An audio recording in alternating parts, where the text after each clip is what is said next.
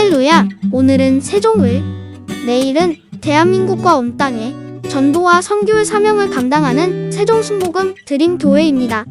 하나님의 사랑과 은혜가 치유와 응답이 있는 성령 충만한 교회입니다. 구독과 중보기도로 드림가족이 되어보세요. 오늘도 주 안에서 참 좋은 날입니다. 오늘은 빌립보서 4장 18절부터 말씀을 가지고 은혜를 나누겠습니다. 다 같이 읽겠습니다. 내게는 모든 것이 있고 또 풍부한즉 에바브라 기도편에 너희의 준 것을 받음으로 내가 풍족하니 이는 받으실 만한 향기로운 제물이요 하나님을 기쁘시게 한 것이라. 바울 선생은 지금 로마의 감옥에 갇혀 있습니다. 옛날에 감옥에 갇혀 있다는 것은 지금 우리가 상상할 수 없을 만한 고통인 것입니다. 그 생활 공간도 말로 다 할 수 없거니와 거의 먹고 사는 것도 말이 아니었습니다. 그런데도 불구하고 바울 선생은 감옥 속에 계시면서 내게는 모든 것이 있다고 말한 것입니다. 그리고 또 풍부하다고 말했습니다. 그것은 바울 선생이 그만치 모든 것을 긍정적으로 보았다는 것입니다. 여러분, 로마의 감옥에 갇혀 있는 그에게 무엇이 풍부하고 모든 것이 있겠어요? 사실은 아무것도 없는 것이 사실이죠. 그럼에도 불구하고 바울 선생은 없는 것을 보지 않고 있는 것을 보는 굉장히 긍정적인 마음을 가지고 계시다는 것입니다. 여러분, 성경에도 주님은 있는 자에게는 더 주고 없는 자에게는 있는 것조차 빼앗으려고 하신 말씀대로 우리의 환경 가운데 우리가 부정적으로 보려면 한없이 부정적으로 볼 수 있습니다. 아무리 풍부하고 모든 것이 있는 사람도 부정적으로 보면 자기보다 더 많이 가지고 있고 자기보다 더 잘 사는 사람에 비교하면 비교 가난하단 말입니다. 우리 한국 사람이 미국 사람하고 생활을 비교하면 우리의 주택이나 우리의 음식 문화나 모든 생활에 모자랍니다. 그러면 비교 가난으로 늘 마음속에 우리는 미국 사람보다 못 산다, 미국 사람보다 가난하다, 미국 사람보다 헐벗었다, 그렇게 늘 원망할 수 있습니다. 그러나 우리가 우리의 삶을 동남아에 있는 인도네시아나 필리핀 사람들과 비교하면 얼마나 모든 것이 만족하고 풍족합니까? 그걸 보면 또 감사할 수도 있는 것입니다.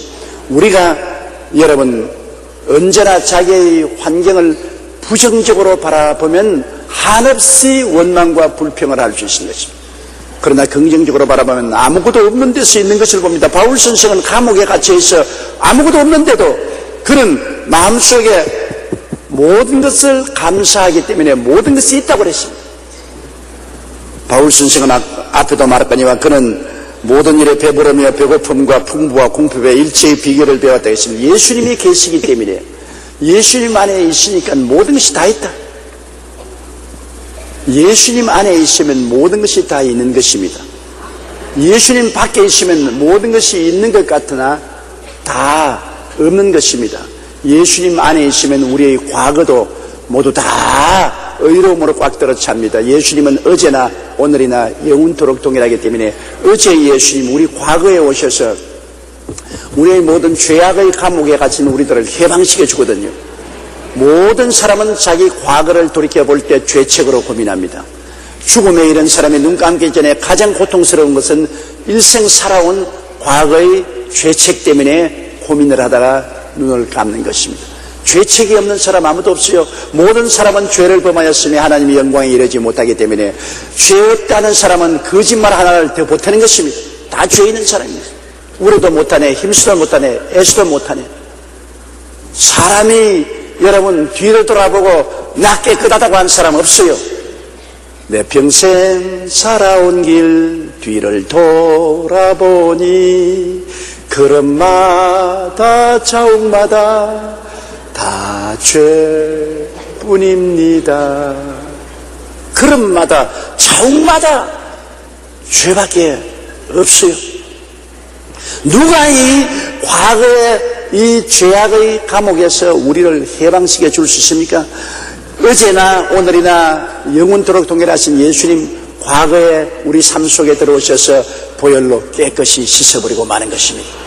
과거의 죄악의 창살에서 벗어날 수 있는 길은 과거를 찾아오셔서 우리를 씻으신 예수 그리스도의 보혈에 의지할 도리밖에는 절대로 없습니다. 예수님은 어제의 예수님이 되셔서 어제 우리의 삶 속에 들어와서 어제 우리의 모든 과거의 죄악을 청산하시고 우리에게 의로움을 주시기 때문에 우리는 어제의 삶의 고통에서 해방 얻고 마음의 평안을 가지고 모든 것을 만족할 수 있습니다. 오늘의 예수님은 오늘 또 역시 이 자리에 계십니다. 어제 예수님은 어제로 사라진 것이 아니고 오늘 또 있고 내일 또 계십니다. 영원토록 동일하십니다. 오늘의 예수님은 십자가를 통하여 여러분과 나에게 마귀와 세상을 이길 수 있는 힘을 주시는 것입니다. 예수님 십자가를 통해서 성령을 주심으로 성령을 의지해서 마귀와 세상이 자꾸 덤벼오는 것, 이거 끊임없이 우리가 극복하고 이길 수 있습니다. 매일매일 우리의 신앙생활은 실험입니다. 마귀와 세상이 덤벼오고 그것에 대한 우리가 실험을 해서 극복하는 것입니다. 마귀와 세상이 없는 곳에 우리가 살지 못해요. 우리의 육체도 병균이 꽉 들어차 있는 세상에 삽니다. 그런데 우리 몸이 건강하면 이 병균을 극복하니까 건강하지만 몸이 약해지면 병균에 져서 병에 들지 않습니다. 마귀와 세상을 극복하고 이길 수 있는 힘은 오늘은 예수님이 우리에게 성령을 공급해 주셔서 성령의 능력으로 마귀와 세상을 극복하고 이기는 것입니다. 오늘의 예수님은 우리를 치료해 주셔서 병에서 해방되고 건강을 얻을 수 있게 만들어주시고 오늘의 예수님은 우리를 저주에서 해방시켜 주셔서 아브라함의 복에 참여하고 소망차게 하시고 오늘의 예수님은 죽음이 오더라도 그것을 두려워하지 않게 만들어주는 것입니다. 너희는 마음에 근심하지 말라. 하나님을 믿으니 또 나를 믿어라. 내 아버지 집에 있을 곳이 많다. 우리 아버지 집에 있을 곳이 많고 내가 처소를 예비하러 가니 처소를 예비하면 다시 와서 너희를 나 있는 곳에 함께 있게 하겠다고 하심으로 죽음에 대한 공포심을 극복할 수 있게 만들어주는 것입니다. 모든 사람이 죽어요. 안 죽을 사람 누가 있어요? 여러분 이 자리에 앉아 계신 여러분 앞으로 30년만 지나면 대다수가 다 이 세상 사람 아닙니다. 저도 이 세상 사람 아니에요. 지금 불과 30년 이내에 우리는 이 세상을 다 떠나가야 됩니다. 죽음이라는 것이 피할 수 없이 우리 모든 사람에게 종말로 다가오기 때문에 죽음에 대한 불안과 공포가 없을 수가 없습니다. 그러나 오늘의 예수님을 만나보면 예수님이 죽었다가 부활하셔서 우리를 위해서 영원한 처소를 예비했다고 말씀하시므로 이 예수를 믿음으로 말미암아 죽음의 공포를 극복하고 불안을 이기고 소망을 가질 수가 있는 것입니다. 오늘의 예수님은 우리 마음속에 영혼이 잘됨같이 범사의 잘됨에 강건하고 생명을 얻되 넘치게 얻는 소망을 주심으로 우리에게 모든 것을 만족하게 만들어 주신 예수님이죠. 그럼 내일의 예수님은 뭡니까? 내일의 예수님은 천국을 예비하신 예수님인 것입니다. 예수님께서 우리를 위해서 천국을 예비했다. 여러분 우리는 육신의 사람이 아닙니다. 이 식물들도 죽으면 식물의 생명이 없어집니다. 동물도 죽으면 동물의 생명은 없어집니다. 사람은 죽어도 사람의 생명이 없어지지 않습니다. 왜? 사람은 영을 가지고 있기 때문인 것입니다. 식물은 식물의 생명인 식물의 혼이 식물이 죽으면 식물의 혼도 사라집니다. 동물도 동물의 혼은 동물이 죽음으로 혼이 사라지지만 우리는 혼으로만 되어 있지 않습니다. 우리는 영으로 지음을 받았습니다. 하나님의 형상과 모양으로 지음 받았기 때문에 육체는 죽어도 우리 인격은 따로 존재하는 것입니다. 예수님이 십자가에 못 박일 때 우편 강도 좌편 강도가 있는데 그중 강도 한 사람이 예수님을 바라보고 주님의 날에 나를 기억하소서 하니까 주님이 오늘날 너는 나와 함께 낙원에 있으라고 했습니다. 나는 너와 함께. 다른 사람이 아닙니다. 지금 강도, 너, 지금 십자가에 달린 나, 우리 꽃 같은 인격체인 지금의 너와 나가 이 육체를 떠나서 오늘 낙원에 있을 것이다. 얼마 후에 예수님은 죽어서 십자가에 매달려 계셨고 강도도 로마 군인들이 무릎을 도끼로 찍어서 피를 흘려서 죽여버렸습니다. 그러면 예수님도 십자가에 달려 계시고 강도도 십자가에 달려 있었습니까? 아닙니다. 그들의 육체만 달려 있었지 그들의 실체인 너와 나는 예수님의 나, 강도 너는 그 몸에서 옮겨서 그때 낙원에 가 있었습니다. 그러므로 사람은 식물과도 다르고 동물과도 다릅니다. 너와 나라는 분명한 인격체를 가지고 이 몸속에 살다가 몸이 죽으면은 몸을 떠나서 나고 나니면 음부로 내려가는 것입니다. 부자도 죽어서 음부에 내려갔지 무덤에 있다고 말하지 않습니다. 나사로도 죽어서 낙원에 들어가서 아브라함의 품에 갔다고 그랬지 무덤에 들어갔다고 말 안 했습니다. 사람은 죽어도 그 실체인 인간은 영원히 사는 것입니다. 그러면 예수님, 내일의 예수님은 우리 죽음 저 건너편에 우리가 있을 영원한 세계를 예비한 것입니다. 눈물과 근심과 탄식과 이별하는 것이나 고가는 것이나 앓는 것이 없는 영원한 세계를 예비해 놓으신 예수님, 그리고 우리를 위해서 약한 몸이 강한 몸으로, 육의 몸이 신령한 몸으로, 죽을 몸이 살 몸으로, 추한 몸이 영화로운 몸으로 새로운 생명을 주시기 위해서 예비하신 예수님, 그 이 예수님이 어제도 나의 예수님, 오늘도 나의 예수님, 내일도 나의 예수님, 예수님이 계시기 때문에 우리는 만족할 수 있는 것입니다. 바울 선생이 감옥 속에 앉아있으면서 내게는 모든 것이 있고 풍부하다. 왜? 예수님이 있기 때문인 것입니다. 예수님이 있기 때문에 어제의 삶도 다 청산을 받고 의롭다 말하고, 오늘의 삶도 예수님이 매일 몇 순간 감옥에서도 같이 계셔서 믿음, 소망, 사랑의 평강, 희락을 주시고 붙들어 주시고 내일은 넘치는 소망과 영광을 주시기 때문에 예수님 안에는 세상 사람이 알 수 없는 그 부유함과 그 만족함이 있는 것입니다. 그러나 예수님 밖에 있는 사람은 어제는 다 잃어버린 세상입니다. 어제는 죄로 꽉 들어찼다. 그 죄책의 감옥에서 벗어날 수 없습니다. 오늘은 늘 불안과 고통 속에 있습니다. 늘 내가 가진 것 빼앗길까 두려워하고 못 얻을까 두려워하고 물질만 바라보고 늘 불안해합니다. 그리고 내일은 없습니다. 내일은 내가 죽음으로 말미암아 물질 세계를 다 잃어버리고 나니까 내일은 없습니다. 오직 어둡고 캄캄한 절망의 음부밖에 없는 것입니다. 그러므로 여러분, 이 세상에 예수가 없는 사람은 어제도 잃어버리고 오늘도 잃어버리고 내일도 잃어버린 없는 사람인 것입니다. 있다고 생각하는 것은 망상입니다. 잠시 후에 없어버린 것입니다. 여러분, 꿈에 한 상 잘 차려 먹고 난 다음 아침에 잠 깨나서 잘 먹었다 그런 사람 누가 있어요? 꿈에 한 상 잘 차려 먹어도 깨고 나면 꿈이에요. 인생 일생이 뭡니까? 지나고 나면 꿈이에요. 여러분, 살아온 과거를 돌이켜보십시오. 꿈이에요. 저도 70년을 살았는데 돌아보니까 꿈이에요. 일장지 춘몽입니다.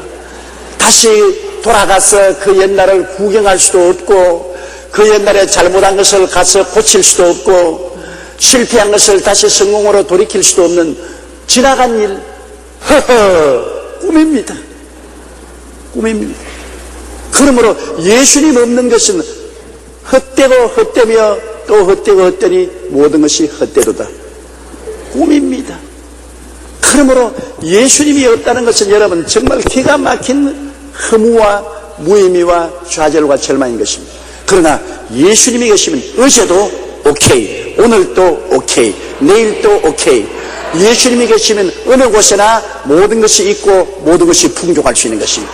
바울 선생이 말한 것은 바로 그것인 것입니다. 바울 선생이 내가 비록 로마의 감옥에 있어도 나는 모든 것이 다 있다. 예수님이 계시기 때문에 모든 것이 다 있다. 예수님과 더불어 있으면 가난한 데 처할 줄도 알고 풍요에 처할 줄도 알고 높은 데 처할 줄도 알고 비천 데 처할 줄도 알고 예수님만 같이 계시면 모든 것이 오케이다. 그리고 또 풍부하다. 여러분, 마음이 부자면 모든 환경이 어려워도 부자같이 살 수 있습니다. 마음이 거지면 모든 환경이 아무리 풍부해도 늘 거지로 살게 되는 것입니다. 바울 선생이야말로 정말 인생을 긍정적으로 살 수 있는 것은 예수님이 계시기 때문인 것입니다. 예수님과 더불어 있으면 우리는 우리의 삶 속에 없는 것을 보지 않고 늘 있는 것을 보고 감사하게 되는 것입니다. 예수님 안에 있는 우리 자신을 바라보고 우리는 늘 감사합니다. 그리고 감사할 때 하나님이 기쁘게 여기시는 것입니다. 바울 선생이 그 없는 것 가운데도 늘 나는 모든 것이 있고 풍족하다고 감사하니까 마게도니아 교인들의 마음을 감동시켜서 하나님께서 에바브라디도를 시켜서 거대한 금액을 선교비로 감옥에 있는 바울에게 와서 전달했습니다. 바울이 없는데도 나는 모든 것이 있고 풍부하다고 감사를 하니까 에바브라디도를 통해서 하나님은 진짜로 마게도니아 교인들의 헌금을 가지고 와서 수륙 수천리 걸어와서 바울 선생에게 전달해 준 것입니다. 있는 자에게는 더 주고 없는 자에게는 있는 것조차 빼앗아 버린다. 자꾸 궁핍한 소리하고 궁한 소리하고 없다고 하면 있는 것도 입방종이 떨어서 다 없어지는 것입니다. 그러나 자꾸 예수 그리스도 안에서 있는 것을 감사하면 하나님이 더 있는 것을 갖다 주시는 것입니다. 바울 선생이 내게는 모든 것이 있고 또 풍부한지라 에바브라디도 편에 너희의 준 것을 받음으로 내가 풍족하니. 이제는 풍족한 데다가 또 진짜로 받으니 바울 선생은 더 풍족해진 것입니다. 여러분, 이 빌립보 교회, 이 마게도니아 교회에 바울 선생이 17절에 말한 것처럼 내가 선물을 구함이 아니요 오히려 너희에게 유익하도록 과실이 번성하기를 원한다. 주면 하나님이 돌려줄 것이요 후이되어 눌러 흔들어 넘치게 삼켜주는 것입니다. 우리가 주는 삶을 사는 것은 굉장히 큰 축복입니다. 주시옵소서 받는 것보다도 내가 줄 수 있으면 굉장히 축복입니다. 저는 미국의 LA 클라크 부인의 간증을 오래전에 읽어보았습니다. 그 부인은 유년 시절에 농장에서 일을 했는데 아버지가 큰 농사를 지었습니다. 그런데 그의 감자 추수기에 아버지가 너무 바빠서 추수를 보라니까 딸 보고서 내게 일당을 줄 테니까 네가 감자 추수를 하라 그랬습니다. 그래서 이 클라크 부인은 소녀 시절에 땀을 흘리고 열심히 노동자들과 함께 감자 수확을 해서 창고에 감자를 가득히 채워놨습니다. 자기가 감자를 캐서 땀을 흘려서 창고에 넣으니까 그 해에는 감자가 그렇게 맛이 있어요. 감자가 보기니까 이쁘고 감자가 맛이 있고 좋았습니다. 그런데 아버지가 자꾸만 이웃 사람을 불러가지고서 창고에는 감자를 나누어 주거든요. 그에 이 소녀가 굉장히 화가 났습니다. 내가 피땀을 흘려서 모아서 창고에 가득히 넣어놓은 감자를 아버지가 자꾸 이웃 사람을 불러서 아유 감자 좀 가져가 잡수세요 하고서 그냥 한 봉지씩 한 부대씩 나누어 주는 것입니다. 그래서 항의를 했습니다. 아버지, 어떻게 거두은 감자라고 아버지가 자꾸 이 감자를 이웃 사람에게 나누어 줍니까? 아버지가 웃으면서 얘야, 감자란 것은 자체 열을 발생하기 때문에 쌓아놓으면 썩어본다. 자꾸 나누어져서 수를 줄이면은 감자가 신선하게 남아있어서 끝까지 우리는 신선한 감자를 먹지 썩어서 내버리지 않는단다. 주면 썩지 않고 안 주면 썩는다. 저도 시골에서 자라서 우리 아버님이 감자 농사를 많이 지으셨는데 나 같은 분명히 기억해요.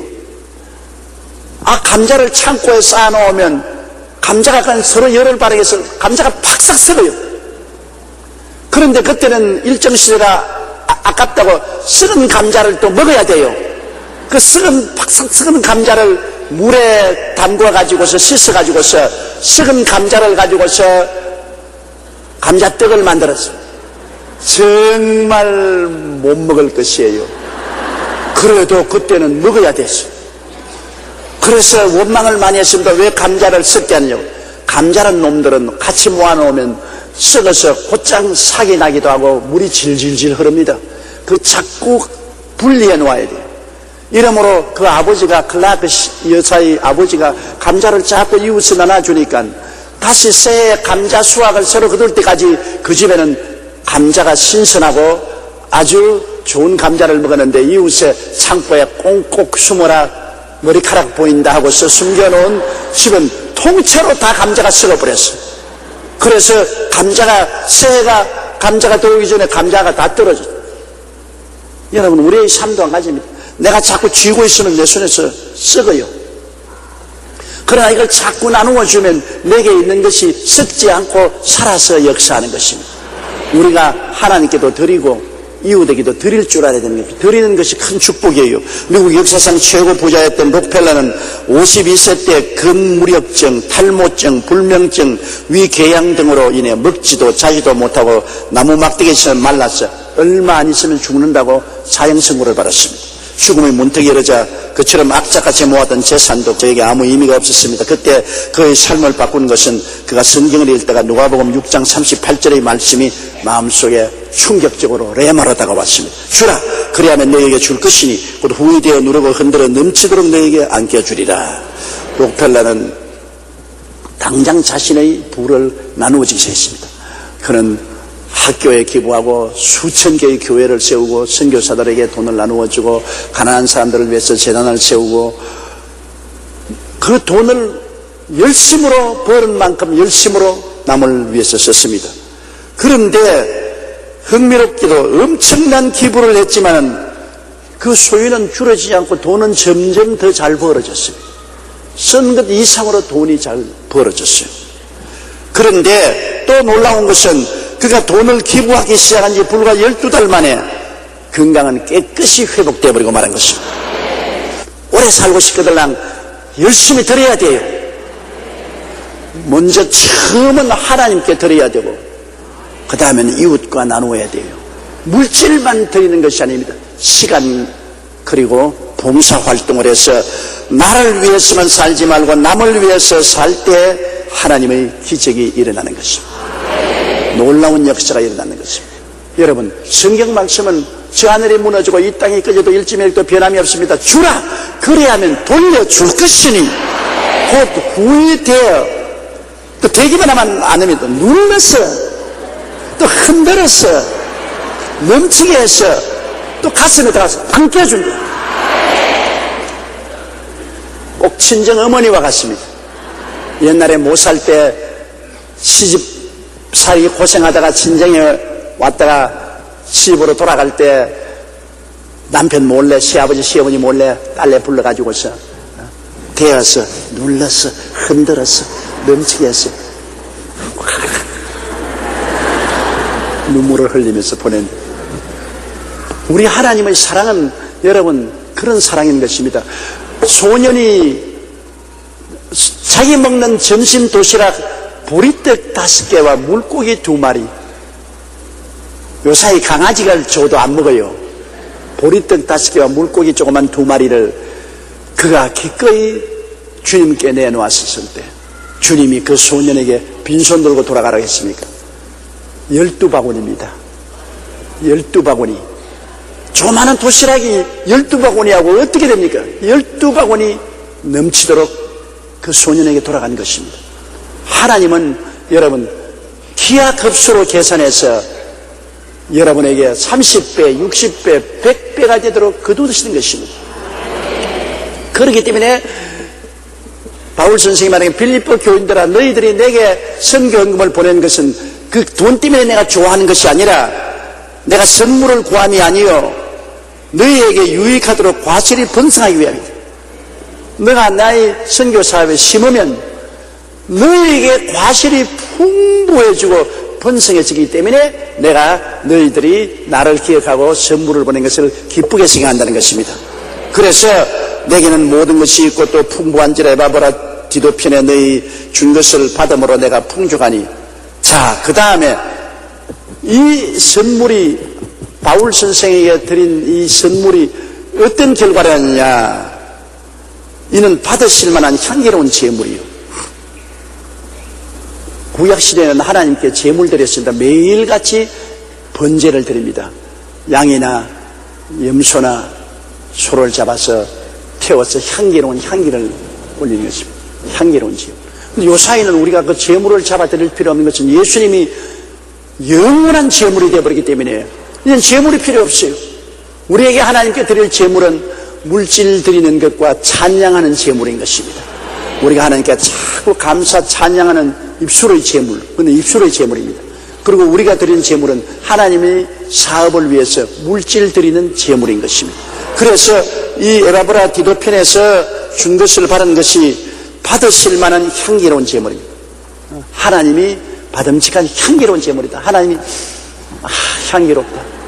나는 언제나 그걸 느껴요. 우리가 주일날 여러분 헌금하고 난 다음에 제가 헌금 축복하려고 할 때, 또 수요일날 헌금해서 헌금 축복하려고 할 때 내 마음속에 야, 여기서 향기가 하나님께 올라가는 거는구나. 하나님이 이 재물을 향기로 받으시겠지. 언제나 그걸 느낍니다. 하나님께 드린 재물은 하나님이 그 향기를 맡으시는 것입니다. 절대로 무효되지 않습니다. 하나님께 드린 재물은 하나님의 무효를 선언하지 않습니다. 절대로 하나님이 받으시는 것입니다. 그리고 하나님을 기쁘시게 한 것이야. 이야, 하나님을 기쁘게 할 수 있다는 것 얼마나 좋은 일입니까? 여러분, 자식이 부모를 기쁘시게 하면 부모가 자식에 대한 애정이 얼마나 넘쳐나지 않아요? 제자가 선생을 기쁘시게 하면 선생이 제자를 얼마나 귀엽게 느끼잖아요. 이러므로 여러분, 빌립보 교인들이 에바베로드로편에 하나님께 주었으니 하나님께서 받으실 만한 향기로운 제물이요, 하나님을 기쁘시겠습니다. 하나님이 아, 너 참 착한 아들이다, 착한 딸이다. 너 정말 나를 믿구나. 너 정말 나를 믿는구나. 하나님을 기쁘시겠다. 세상에 하나님을 기쁘시게 할 일이 번연히 눈에 보이는데 그 일을 못하는 것은 바보 천치예요.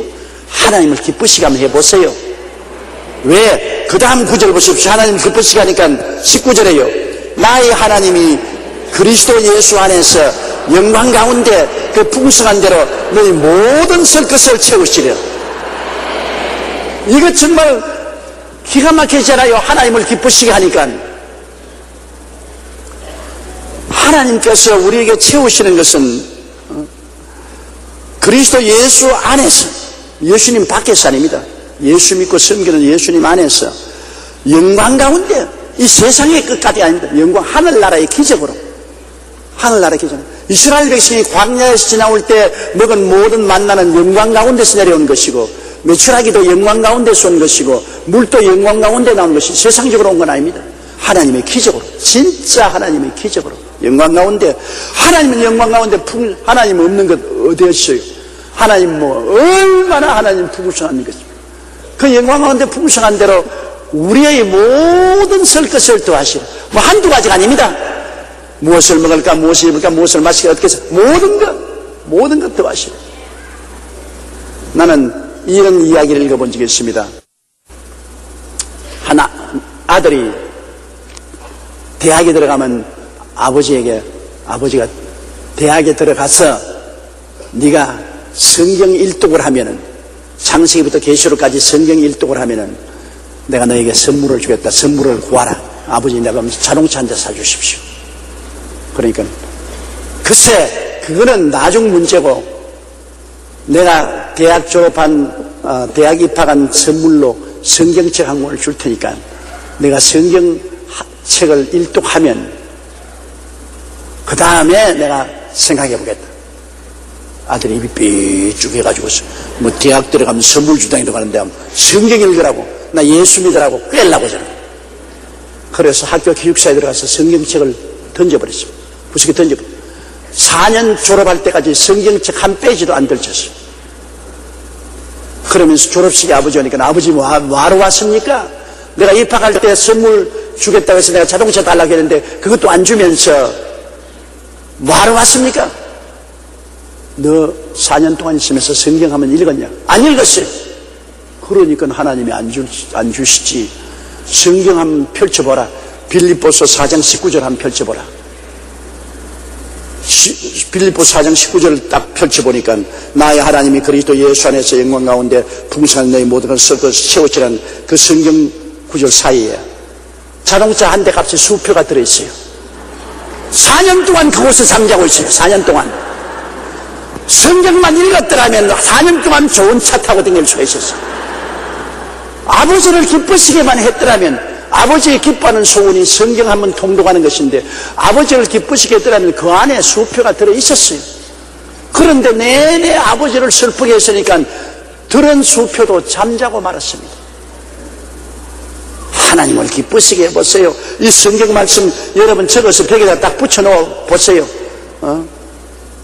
내가 하나님을 기쁘시게 하면 나의 하나님이 그리스도 예수 안에서 내 영광 가운데 그 풍성한 대로 너희 모든 설 것을 채우시라. 채우나 안 채우나 시험해 보십시오. 성경에는 하나님을 시험치 말라고 했는데 11조에 대해서는 주님 말하기를 너가 내게 11조를 드리고 내가 하나님 문을 열고 너에게 사할 곳이 없도록 붙지 않냐 시험해 보라고 말했습니다. 사실은 물질 문제는 하나님께서 문제가 되는 게 아닙니다. 하나님이 만유를 지으신 하나님, 만유를 마음대로 하시는 하나님이 우리 물질 요거 하나님 보시기에는 코끼리 코에 비스켓도 안 됩니다. 부자게 되는 겁니다. 일생 사는 거 우리 다 필요한 거 다 합치도 코끼리 코에 비스켓이에요. 하나님 여러분 12진주문이라 그러는데 진주 묻는 조그마한 진주 한 돌 하나만 떼줘도 우리 일생 먹고 살 수 있습니다. 문제는 우리에게 있어요. 하나님께 있는 것이 아니라 우리가 하나님을 기쁘시게 안 합니다. 차내 하나님 슬프게만 하고 하나님 괴롭게만 하고 하나님을 의심하기만 하고 그리고 욕심을 내서 자꾸 달라고만 하고 하나님을 기쁘시게 안 하는 것입니다. 여러분 입술의 향기로운 제사인 감사와 찬양을 늘 드리고 하나님께 물질을 드려서 주의 사업을 섬기면 하나님을 기쁘시게 한다는 기도해 보세요. 하나님 응답 안 하는가? 반드시 응답해 주시는 것입니다. 20절요. 하나님 곧 우리 아버지께 세세무궁토록 영광을 돌릴지어다. 바울 선생은 너무 좋고 너무 기뻐가지고서 우리 하나님 아버지는 절대로 거짓이 없으시고 너무나 좋은 하나님, 풍성한 하나님이니까 하나님은 우리 아버지께 세세무궁토록 영광을 돌릴지어다. 할렐루야. 춤추고 꽹가리 치고 노래 부르면서 하나님께 영광 돌릴지어다. 하나님은 이렇게 좋은 하나님, 영원한 우리의 삶의 자원이 되신 하나님이기 때문에 우리가 하나님과 인생을 함께 살면 두려울 것 없어요. 오래 예수를 믿는다고 하면서 하나님과 더불어 인생을 살지 않기 때문에 문제인 것입니다. 21절요. 그리스도 예수 안에 있는 성도에게 각각 문안하라. 나와 함께 있는 형제들이 너에게 문안하고. 이제 마지막 바울 선생이 편지를 끝맺으면서 예수님 그리스도 안에 있는 성도들에게 다 서로 문안하라. 서로 안부를 전하라. 사람이 서로 문안하면 서로 정을 나누는 것입니다. 사람이 서로 만나도 모른 척하고 있으면 정의 흐름이 끝입니다. 그러나 만나면 아이고 안녕하세요, 건강하세요, 애들 다 잘 지내지요. 그냥 늘 하는 말이지만은 그 문안을 통해서 우리 마음의 정이 서로 통하기 때문인 것입니다. 그래서 바울 선생은 꼭 문안을 해요. 그렇게 바쁜 그 어른이 그가 꼭 편지 쓸 때마다 문안을 한 것입니다. 그리스도 예수 안에 있는 성도들에게 각각 문안하라. 나와 함께 있는 형제들이 너희에게 문안하고. 22절요. 모든 성도들이 너희에게 문안하되 특별히 가이사 집 사람 중 몇이니라. 가이사라는 것은 로마의 황제입니다.